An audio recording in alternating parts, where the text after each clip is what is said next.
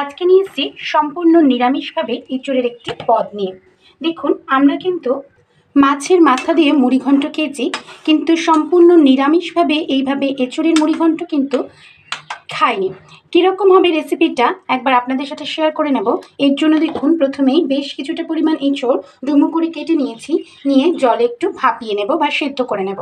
এর জন্য দিয়ে দিলাম 1/2 টেবিল স্পুন লবণ, আর দিয়ে দিচ্ছি 1/2 টেবিল স্পুন হলুদ গুঁড়ো।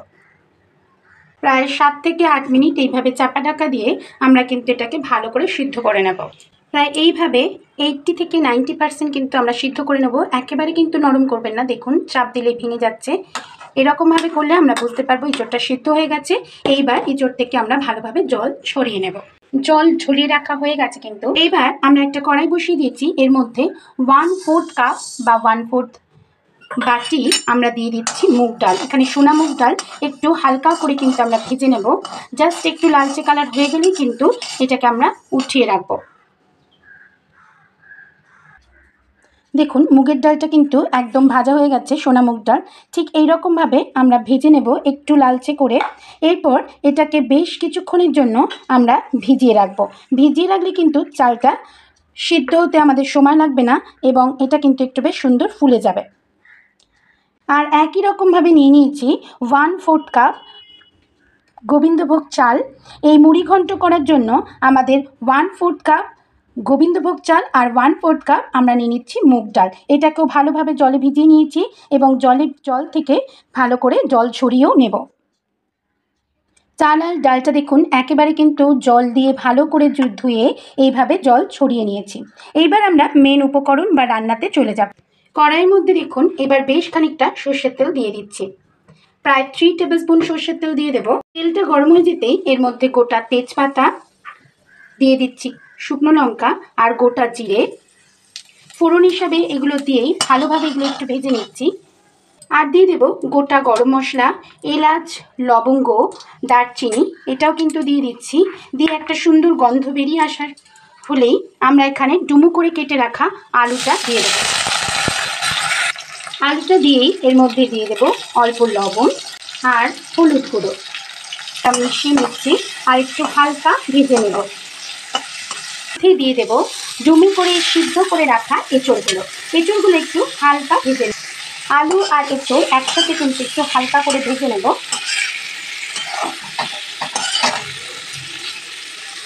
আমরা একটা মশলার পেস্ট তৈরি করে নিচ্ছি।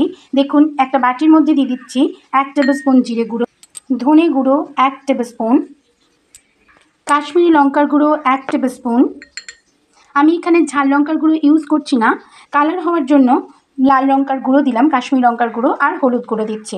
আপনারা যদি এক্ষেত্রে চান তাহলে কিন্তু লাল লঙ্কার গুঁড়ো ইউজ করতে পারেন। সামান্য একটু জল দিলাম, জল দিয়ে এই পেস্টটা আমরা বানিয়ে নিচ্ছি। এখানে যদি আগে থেকে এরকম একটা পেস্ট তৈরি করে নেওয়া যায় তাহলে কিন্তু বাটা মশলার মতন এর স্বাদ চলে আসে। এক্ষেত্রে আপনারা জল দিয়ে না গুলে কিন্তু ডাইরেক্ট মশলাগুলোও দিয়ে নিতে পারেন। তো আলু আর এঁচোড়টা বেশ ভাজা ভাজা হয়ে এসছে। আমরা দেখুন এটাকে কিন্তু একটা পাত্রে তুলে নিচ্ছি। এবার তেলটা গরম হয়ে যেতেই এর মধ্যে দিয়ে দেবো আদা বাটা। আদা বাটাটা দিয়েই আমরা কিন্তু এখানে যে মুগ ডালটা দেখুন, ভাজা মুগ ডালটা জলে ভিজিয়ে রেখেছিলাম, সেই মুগ ডালটা কিন্তু দিয়ে দিচ্ছি। দিয়ে ভালো করে কিন্তু এটাকে একটু নাড়াচাড়া করে নেব এবং মশলার সাথে মিশিয়ে নেব। একই সাথে দিয়ে দেবো কিন্তু চালটা, জল ঝরিয়ে রাখা চালটা দিয়ে দিচ্ছি। গোবিন্দভোগ চালটা দিয়েও কিন্তু আমরা ভালোভাবে কিন্তু এটাকে কষিয়ে নেব।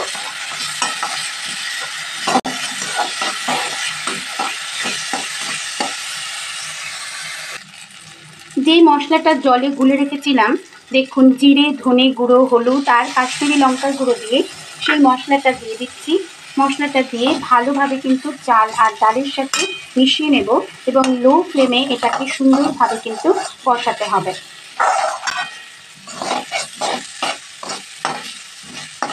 খুব সহজেই কিন্তু এই রান্নাটা হয়ে যায় এবং বেশি সময় লাগে না, আবার খেতেও কিন্তু ভীষণই সুস্বাদু লাগে। এই এঁচোড়ের মুড়িঘণ্ট নিরামিষ দিনে কিন্তু অপূর্ব লাগবে খেতে এই এঁচোড়ের মুড়িঘণ্ট রেসিপিটি। এবার দেখুন এখানে দিয়ে দিচ্ছি ডুমো করে কেটে রাখা টমেটো। টমেটোটা দিয়েই আমরা এখানে দিয়ে দেব পরিমাণ মতো লবণ বা স্বাদ অনুযায়ী লবণ। তাতে কিন্তু লবণটা দিয়ে দিলে কিন্তু টমেটোটা অনেকটা গলে আসবে বা নরম হয়ে আসবে। এর সাথে এবার যে আলু আর এঁচোড়টা ভেজে রেখেছিলাম দেখুন দিয়ে দেব, যাতে ভালোভাবে চাল আর ডালের সাথে কষানো হয়ে যায়। একই সাথে চাল, ডাল, সমস্ত মশলা, আলু আর এঁচোড়টা কষিয়ে নেব। প্রায় 4 থেকে 5 মিনিট মতন চাপা ঢাকা দিয়ে রাখবো, তাতে আমাদের কষেও যাবে আর কিন্তু টমেটোটাও বেশ সুন্দরভাবে নরম হয়ে আসবে। আমরা চাপা ঢাকা তুলে নিয়ে একবার দেখে নেব। আর সুন্দর কিন্তু গোবিন্দভোগ চাল আর সোনামুগ ডালের একটা মিষ্টি গন্ধ বেরোবে।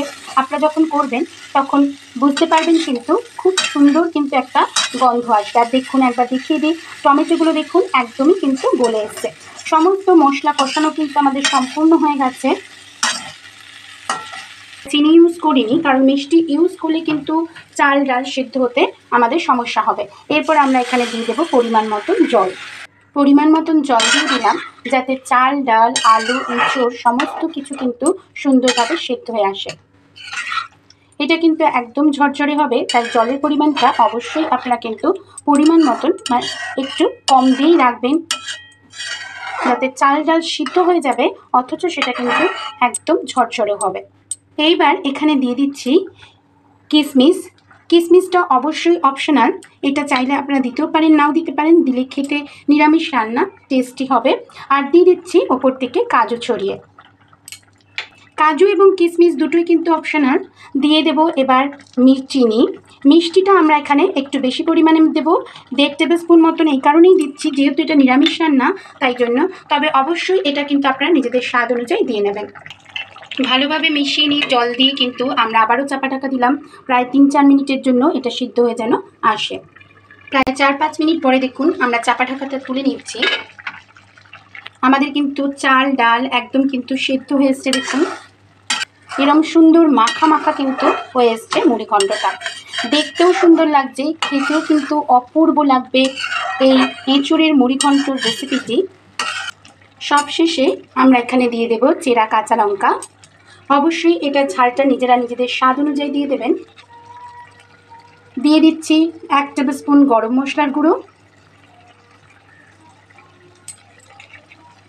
আর দিয়ে দেবো সবশেষে একদম 1 টেবিল স্পুন ঘি। ঘিটা 1 টেবিল স্পুন ঘি দিয়ে আমরা চাপা ঢাকা দিয়ে রাখবো, তাহলে কিন্তু ঘিয়ের স্মেলটা কিন্তু আমাদের পুরো এই রান্নাটার মধ্যে ঢুকে যাবে। গোবিন্দভোগ চাল আর সোনামুগ ডালের অপূর্ব গন্ধ লাগবে কিন্তু এই এঁচোড়ের মুড়িঘণ্টর রেসিপিতে। আজকের এই রেসিপিটা কেমন লাগলো, ভালো লাগলে অবশ্যই লাইক বা শেয়ার করার অনুরোধ রাখলাম। এবং আপনারা বাড়িতে একবার যদি না করে থাকেন এই রেসিপিটা ট্রাই করে ফেলতে পারেন।